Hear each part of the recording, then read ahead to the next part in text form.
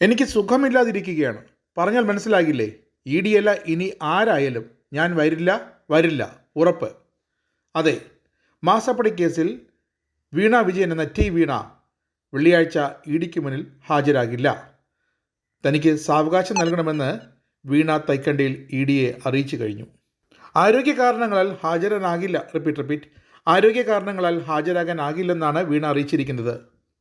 കേസിൽ ഇ ഡിക്ക് മുന്നിലെത്തുന്ന വീണയ്ക്ക് കുരുക്കായിരിക്കുകയാണ് SFIയുടെ കണ്ടെത്തലുകളും വീണയെ മൂന്നാം പ്രതിയാക്കിയുള്ള ആ കുറ്റപത്രവും.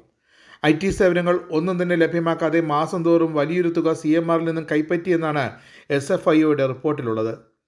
CMRലുമായുള്ള ഇടപാടുകൾക്ക് പുറമെ ശശിധരൻ കർത്തയുടെ എംപവർ ഇന്ത്യ ക്യാപിറ്റൽ ലിമിറ്റഡുമായുള്ള വീണയുടെ ബന്ധവും ഇടപാടുകളും ഇ ഡിയുടെ ചോദ്യപരിശോധനയിലേക്ക് സ്വാഭാവികമായും എത്തും. വെള്ളിയാഴ്ച കൊച്ചിയിലെ ഓഫീസിൽ നേരിട്ട് ഹാജരാകാനാണ് വീണയ്ക്കും CMRL ഉദ്യോഗസ്ഥർക്കും ഇ ഡി സമൻസ് അയച്ചത്. CMRL MD ശശിധരൻ കർത്ത ഉൾപ്പെടെ 9 പേർക്ക് ചൊവ്വാഴ്ചയാണ് ഇ ഡി സമൻസ് അയച്ചത്.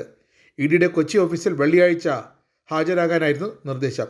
ഇത് പ്രകാരം ഇ ഡിക്ക് മുന്നിലെത്തുന്ന വീണയ്ക്ക് കീറാമുട്ടിയാകുക തീർച്ചയായും സാമ്പത്തിക ഇടപാടുകളുമായി ബന്ധപ്പെട്ട SFIയുടെ കണ്ടെത്തലുകൾ തന്നെയാകും.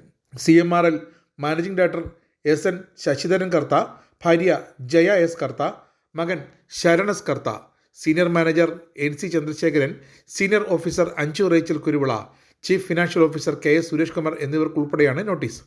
ഇവർ വിവിധ ദിവസങ്ങളിലായി ഇ ഡിക്ക് മുന്നിൽ ഹാജരായിരിക്കണം. വീണ വിജയന്റെ എക്സലോജിക് സൊല്യൂഷൻസിന് CMRL കമ്പനി 2.78 കോടി രൂപ നൽകിയ ഇടപാടിലെ ദുരൂഹത സംബന്ധിച്ചാണ് അന്വേഷണം. വീണ താമസിക്കുന്ന പിതാവും പ്രതിപക്ഷ നേതാവുമായ പിണറായി വിജയന്റെ വീട്ടിൽ, പിന്നെ ഭർത്താവ് മുഹമ്മദ് റിയാസിന്റെ കോഴിക്കോട്ടെ വീട്ടിൽ നടത്തിയ റെയ്ഡിന്റെ തുടർച്ചയായാണ് സമൻസ് എന്ന് ഇ ഡി വൃത്തങ്ങൾ അറിയിച്ചിട്ടുണ്ട്. മാസപ്പടി കേസിൽ അന്വേഷണം ആകാമെന്ന ഹൈക്കോടതി ഉത്തരവിന് പിന്നാലെയുള്ള സ്വാഭാവിക നടപടികൾ മാത്രമാണ് സമൻസ് അയക്കലും ചോദ്യം ചെയ്യലുമെന്നാണ് ഇ ഡി വൃത്തങ്ങൾ ഇപ്പോൾ അറിയിക്കുന്നത്. പക്ഷേ വീണയ്ക്ക് ഇ ഡിയുടെ നീക്കങ്ങൾ അത്ര ആശ്വാസകരമല്ല.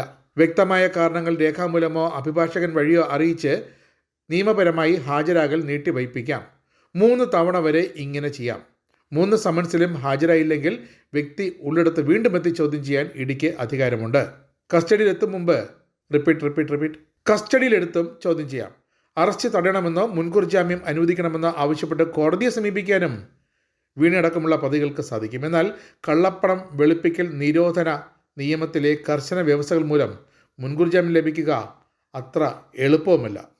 അതുകൊണ്ട് തന്നെയാണ് വളരെ ബുദ്ധിപൂർവം വീണ വിജയൻ വെള്ളിയാഴ്ച ഇ ഡിക്ക് മുന്നിൽ ഹാജരാകാതിരിക്കുന്നതും. കൊച്ചിയിലെത്താനാണ് നിർദ്ദേശം നൽകിയത്. പക്ഷേ വീണ എത്തില്ല. ഇതോടെ ഇ ഡി ഉദ്യോഗസ്ഥർ വീണയ്ക്ക് പകരം ഒരു സമൻസ് അയക്കാനും സാധ്യതയുണ്ട്. മാസം തോറും 8 ലക്ഷം രൂപ വീണ വിജയൻ എങ്ങനെ ഇ ഡിയുടെ കയ്യിൽ നിന്നും വാങ്ങിയെടുത്തു എന്നാണ് ഇപ്പോൾ ചോദിക്കുന്നത്.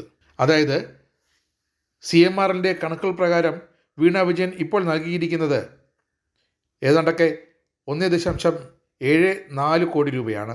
വീണ വിജയൻ ഈ തുക എന്തിനു വാങ്ങി എന്നാകും ഇ ഡിക്ക് മുന്നിൽ വീണ വിജയനും CMRLന്റെ ഉടമസ്ഥരുമൊക്കെ വിശദീകരിക്കേണ്ടി വരിക. യാതൊരു സേവനവും ലഭ്യമാക്കാതെ വീണയുടെ കമ്പനി CMRL നിന്നും പ്രതിമാസം 8 ലക്ഷം രൂപ എന്തിനു കൈപ്പറ്റി എന്നതിനും മതിയായ മറുപടി കണ്ടെത്തുകയാണ് ഇ ഡിയുടെ നീക്കം. എക്സാലോജിക്കിന് പിന്നാലെ CMRL കരാറിലെത്തിയ അറ്റ്ന ടെക്നോളജീസുമായുള്ള കരാർ തുകയിലെ വലിയ വ്യത്യാസവും CMRLന്റെ അധികൃതർക്ക് മുന്നിലെ ചോദ്യമാകും. ഇതേ തുടർന്നാണ് മാസപ്പടി കേസിൽ ആരോഗ്യ കാരണങ്ങളാൽ ഇ ഡിക്ക് മുന്നിൽ ഹാജരാകാനാകില്ലെന്ന് വീണ മെയിലിലൂടെ ഇ ഡി ഉദ്യോഗസ്ഥരെ അറിയിച്ചിരിക്കുന്നത്. കഴിഞ്ഞ ദിവസം രാവിലെയാണ് വീണയുടെ മറുപടി കത്ത് ഇമെയിലായി ഇ ഡി ഓഫീസിൽ ലഭിച്ചത്. അന്വേഷണ ഉദ്യോഗസ്ഥർ ആവശ്യപ്പെടുന്ന മുഴുവൻ രേഖകളും ചോദ്യങ്ങൾക്കുള്ള മറുപടിയും അഭിഭാഷകൻ വഴി സമർപ്പിക്കാമെന്നും വീണ തൻ്റെ ഇമെയിലിൽ വ്യക്തമാക്കിയിട്ടുണ്ട്.